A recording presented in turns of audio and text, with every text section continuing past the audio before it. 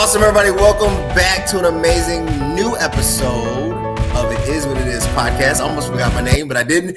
I'm your host, Cody Kelly. Look, y'all connect with me on 3 levels. First level being Instagram, one of my favorites at CVMK33. Also, the new supplement line is almost out. Pre-order, shop now at cvmkglobal.store where you'll see amazing supplements. I designed this product line for you so that you could be your own hero. Second thing is join, subscribe the YouTube page at CB Space K. That's Cody Vernon Kelly. Where all amazing content is seen, heard, and felt. And, you know, whatever you want to do, however you want to do it.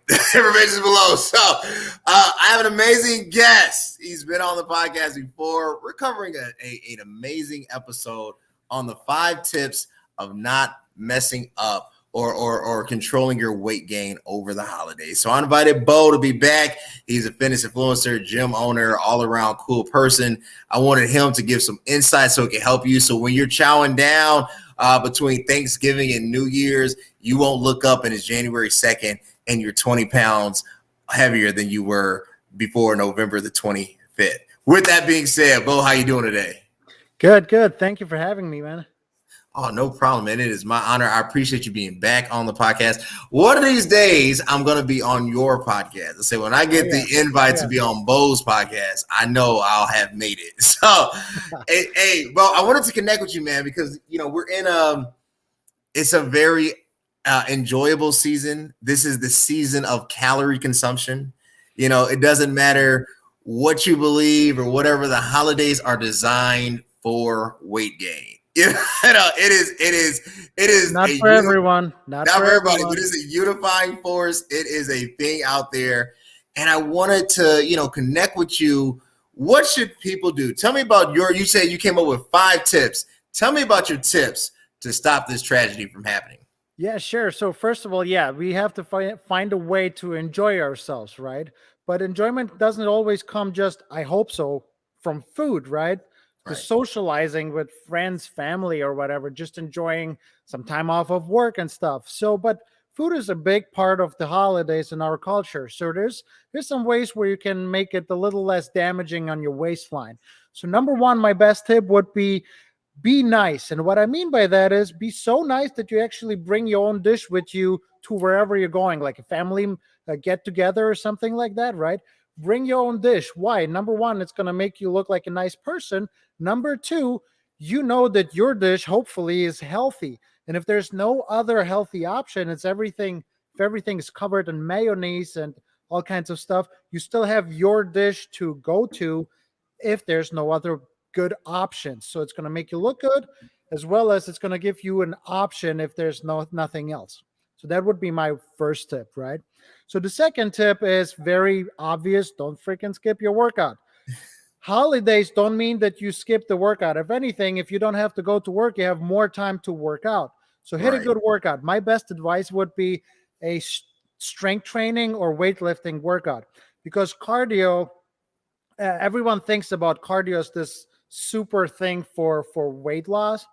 But honestly, if you're going to have a big meal, you need to deplete your muscle glycogen, because then all the carbs that you're going to eat going to first replenish your muscle glycogen and only then go into your excess fat around your love handles, right?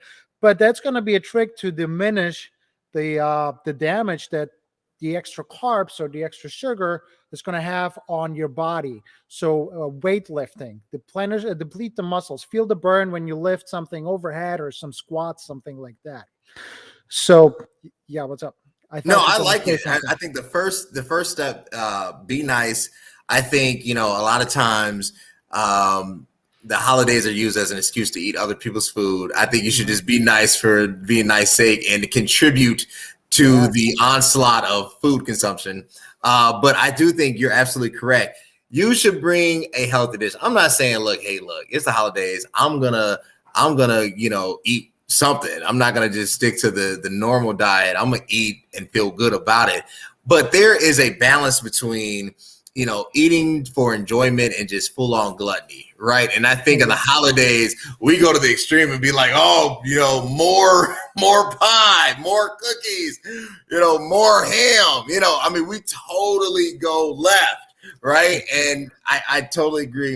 And then the second one, you're absolutely right, man. Don't skip your workouts, because we're on break, most people take their vacation around this time. Most individuals have at least Thursday and or Friday off. So the tendency to switch up the routine is greatly increased.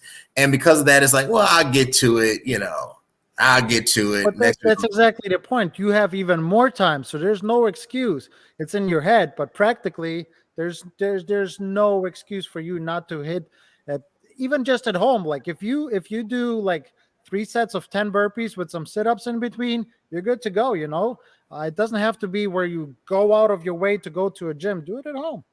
If I agree. Willpower, if you have gravity, you have a workout. Willpower and gravity. Now that's food for thought. I think you said this that really, I want you to elaborate before you jump to tip number 3. Yeah. Sometimes I go into the gym and I see, and I run, you see me, I run. Obviously the weather's cold, so I'm not outside running anymore. But I get my cardio in, but it's not always like I don't do marathons because I don't want a marathon runner's body. To me, they don't have great physiques. I want a bodybuilder's kind of lean out.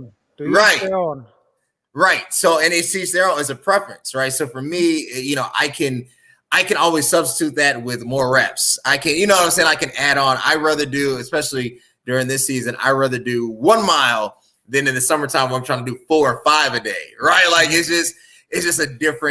a fluctuating evolution. So talk to us about that, because a lot of times people are like, man, I want to lose weight, I want a 6-pack. I'm just gonna run, and they run and they never get it, right? And then you get somebody who like can build a program and have a program built for them, stick to it, adhere to the diet and the nutrition, and it's like, they just look like results come. Well, it's it to each their own. I mean, I will not fight anyone over taste. If you like something more, then there's you don't need science to prove it. It's just I like this more, period, right? That being said, if you want certain goals, there's certain steps you need to take towards those goals. So if you just run, for example, marathon runners, right? I'm not a marathon runner either, but some marathon runners run because they like something else. Meaning, for some people, it's meditational, right? It relaxes them. It gives them time to think and let their minds wander and have creativity or just peacefulness, whatever it is, But if it comes to strictly, I want to lose not weight, but I want to lose body fat, because you can lose weight in many different things. Right. If you lose a leg, you lose weight. That's not a good way to go, right? So you don't know where the weight's losing. Was it water? Is it fat? Am I actually atrophying and having less muscle? Am I eating up my muscle? So if you want to lose body fat, strength training is by far, hands down, the best way to go. And a simple way of explaining that is, and I don't have anything against running. Running is awesome. But if we compare, strength training would place higher. Reason is, when you run, let's say you run on a treadmill, the second you step off that treadmill, that's the second you stop burning extra calories from your activity. Now, let's say you hit 300 lunges in the gym with weights, if you're going to be a little extreme, right? You're going to be sore for a day, 2, or even 3. It takes your body extra energy, aka calories, to rebuild the damage, fix it, get you back to normal, and then super compensate, get a little stronger, a little better. So the next 3 days, you're going to use extra calories. Compare that to stepping off the treadmill and stopping using extra calories or energy versus using extra calories or energy for the next 3 days. You do push-ups or bench presses, you do pull-ups, your back's sore, your abs are sore, your shoulders are sore, right? That takes so much energy for your body to rebuild and repair all the soreness. That's all extra calories that you're burning for the next few days versus just running on a treadmill for 20 minutes. You see where I'm going with this? That's true. There you go. I like it. I like it. I like it. Look, we're going to pause for station identification. Look, this episode is brought to you by CVMK Global. If you want to shop for all your fitness apparel needs, CVMK Global .store, that is STORE. I'm glad I spelled that correctly. Will get you the hookup. With that being said, Bo, bring me into tip number 3. What is your third tip for controlling this holiday season weight gain? All right, so there's only so much room your stomach has. And the key is to fill it up with the right stuff first, and whatever room you have left, that's the stuff where you try your pie or whatever, some gravy, whatever you want. That's the bonus, but that's not the main meal, right? So when you come in, get some some lean piece of turkey, right? That's your protein. It's going to feel you full longer because it's protein, and then have your vegetables on top of that, and fill that up. Drink some water, fill it up even more, and then whatever room you have left is where you go and have a little bit of fun. But don't start with the fun, start with the good stuff. And then whatever you have left, that's your fun stuff. I like that. Start with the good stuff, then get to the fun stuff. That's a perfect formula. Bring me to tip number 4. So the fourth one is I'm going to make it sound funny, but size matters. I hope a lot of people are going to agree with me. Size does matter because if you have a small plate, it's going to have an illusion of a lot of food because on a small plate you can put much on. So then you pile on like layers of food, right? It looks like it's enormous amounts of food, but on a small plate it's actually not that much. So grab a small plate. And the other part of size matters is, for example, glass. People are going to have maybe alcohol, maybe some pop, maybe some juice or whatever. And juice is dangerous because it's so much fructose, which is sugar, easy to gain weight and not even think that you're doing something bad because it sounds healthy. But instead of having a wide and short glass, get a tall and narrow glass. It looks like you have a lot of liquid in there, but actually it's way less. A narrow and tall glass. You can walk around, look like you're socializing with people, right?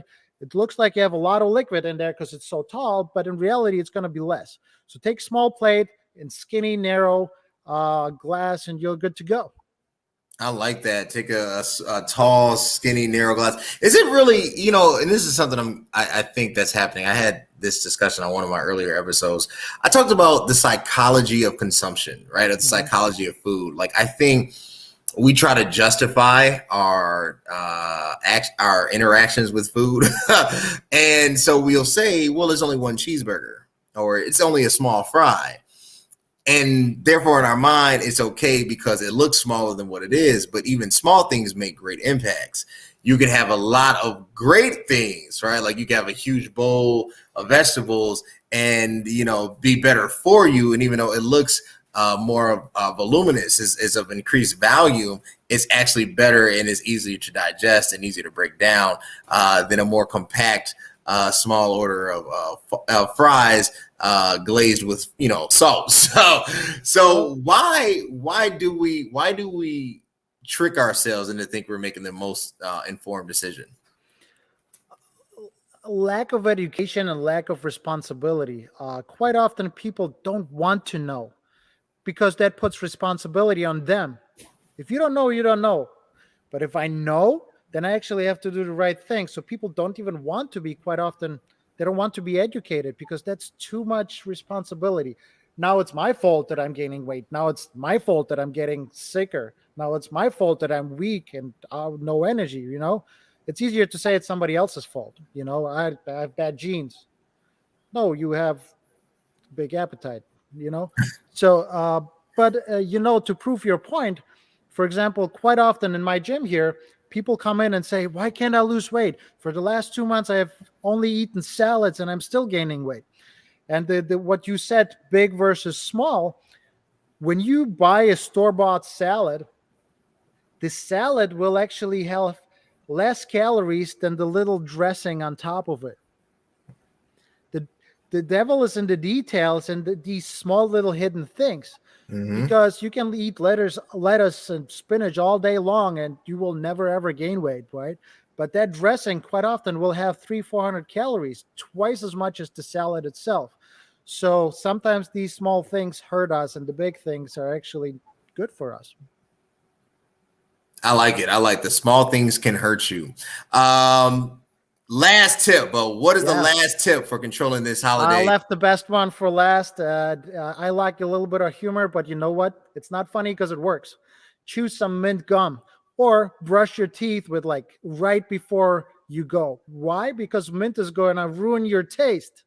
And then all the dessert and all that good stuff is not even going to taste that well. So chew your mint gum and you're not going to go for seconds. That's interesting. I've never heard. I've never heard of the mint gum analogy. Is it that when there's more focus on oral hygiene, somehow it counteracts? No, just think of yourself when you brush your teeth Right. and then eat something. How does that taste? No, it's not the same. Right?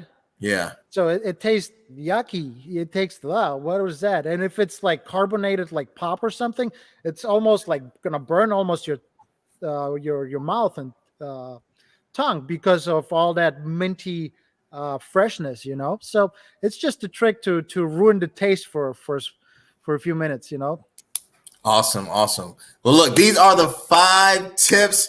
Bo assured this is the secret sauce to really combating this holiday season, because it's the holidays. I want you to have fun. I want you to go out. Yeah. I want you to connect with your family, friends, and loved ones. I also want you to be safe, happy, and healthy. I don't want to see you go backwards. So I asked Bo to come on here because we're interested in you not going backwards. Bo, where can they connect with you? Yeah, definitely. Well, I would love people to join my YouTube channel and the podcast, which is Stay Sore Podcast, Stay Sore YouTube channel, or just put in my Bo Skitsko, the name, like Instagram, Bo_Skitsko, YouTube, Bo Skitsko, and you can connect with me there. Or if you want to check out my gym, it's bofitstudio.com. Y'all connect with Bo, subscribe to his podcast on YouTube at Stay Sore Podcast. I like it. If you want to really get true insight from a true person that's involved in the fitness, is credentialed, owns his own gym, and is really concerned about you being the best version of you, connect with Bo. Connect with him. You see the IG handle at Bo_Skitsko. Follow the man. He's amazing. Connect with him on the podcast at Stay Sore. Buy his book. He has a Stay Sore book. Support him. He's doing great things. If you want to keep seeing amazing influencers, amazing just people like Bo, you know what you got to do. Hit me up on Instagram, CVMK33, and the new Instagram handle at CVMK_global. Shop at the store, CVMKglobal.store. Subscribe to the YouTube page at whatever it pops up. YouTube at CV space K, where all great content is seen, heard, and felt. This has been another episode of It Is What It Is podcast. Until next time, guys. Thanks. Take care.